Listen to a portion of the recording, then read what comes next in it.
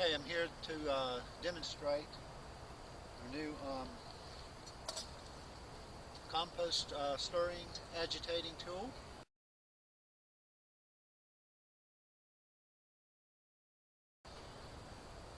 This morning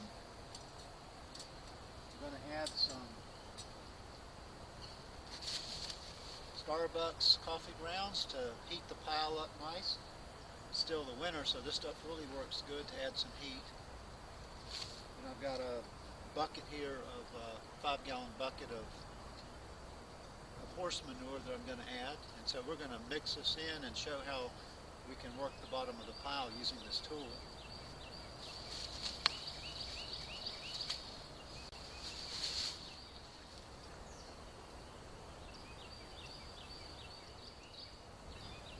So all you do is you take this is a 3/8 inch rod,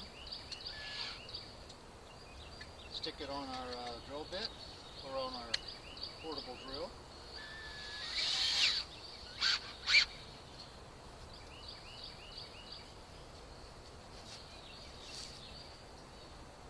And all you're going to do is stabilize the rod with one hand, put a little pressure on the top and work it down.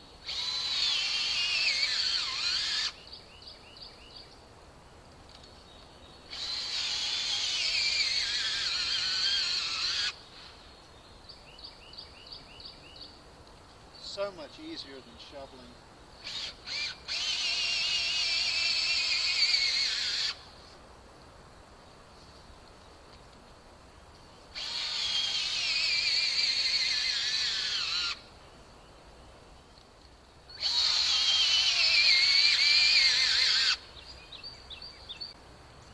See all the steam coming off from all the coffee grounds and manure I've got in this pile. This thing's really heating up nice.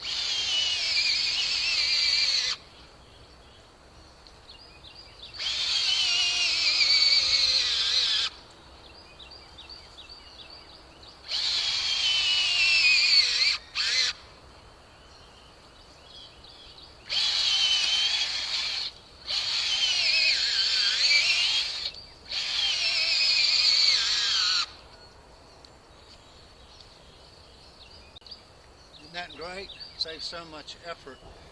Was having to take my pitchfork and shovel the pile out, and then flip it over and put it back in, which was just hell on my back.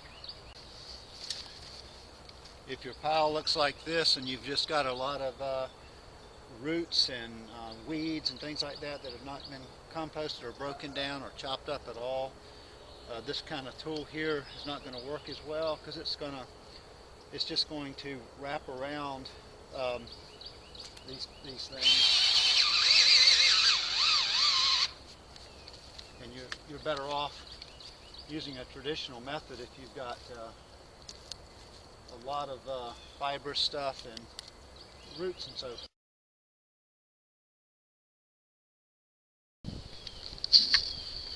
You can easily enough modify this tool to use without power by just putting a handle on it, and I can use an old dowel or an old chair leg or table leg or whatever you have around.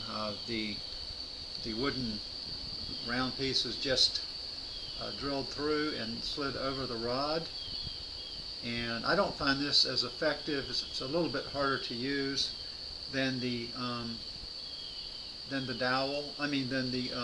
drill motor, but you can certainly do so if you don't want to use power.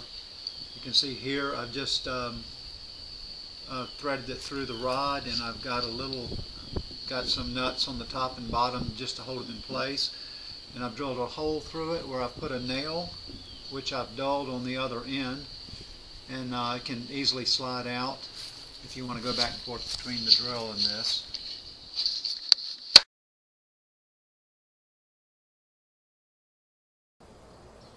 Discuss this new tool that I've come up with for stirring or agitating an outdoor compost bin or a manure pile or whatever have you. And I saw this need. I've had a number of outdoor compost piles, and I've got lower back trouble as it is anyhow, and it just it really is not good for my back when I go out there with a pitchfork and have to shovel the traditional method of shoveling all the compost from one side of the bin to the other, or these types where you have to shovel the pile and move your enclosure over the new pile into the new pile and so forth. And so I've been looking for a method or a tool, whatever, to be able to aerate and get down deep and store the compost without having to do that. And I've not been satisfied with what I've seen out there. So I did a little experimenting, and I just came up with this. I did quite a bit of experimenting. And first of all, I want to say that there's a lot of different composters out there that you probably are aware of them. There are tumblers, all of these different assortments. And I've never cared for them. I find them sort of hard to use, and if you're doing a large amount of composting, it's just easier for me to use a bin. And on YouTube there's a video that some university has demonstrated, heads-up demonstration side by side of all these composters, and they found that the freestanding bins were the most successful at breaking down compost, because you're going to get a larger heat mass with the larger pile that you have, and so forth. Okay, so what this is, I took I bought a 10-foot 3/8 inch threaded rod. You can get them in 3 foot. The 10 foot only cost me $6 and something at one of the home improvement centers. So I said, well, I've got some scrap to work with, and I could get a little bit longer this way than 3 feet. This is like 3 foot 6 inches. And I, see if I can come closer. What I have here, I bought something called 3 by 5 inch tie plate in the hardware section. I think it was like 85 cents. And all I've done here is I've got regular 3/8 inch. I've got regular 3/8 inch nuts and a lock washer.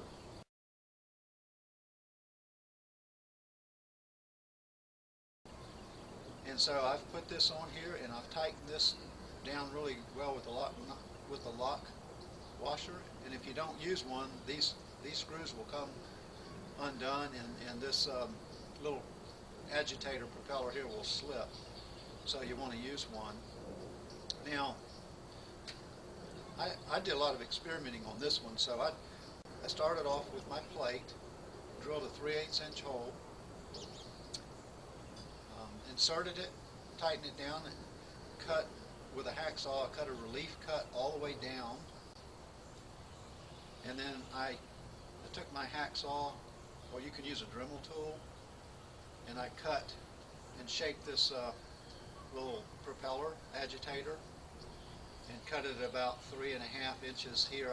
I experimented with different sizes of this thing and found that if I had it too big, it wouldn't go down far enough, and it was too hard to lift up. So I ended up with about 3.5, maybe 4 inches this way, and a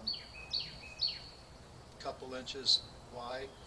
They sell in that same, if I had to do this again, right where they sell the tie plates, they have, and I forgot what it's called, there's another metal strip that's about, may even be a little bit less expensive.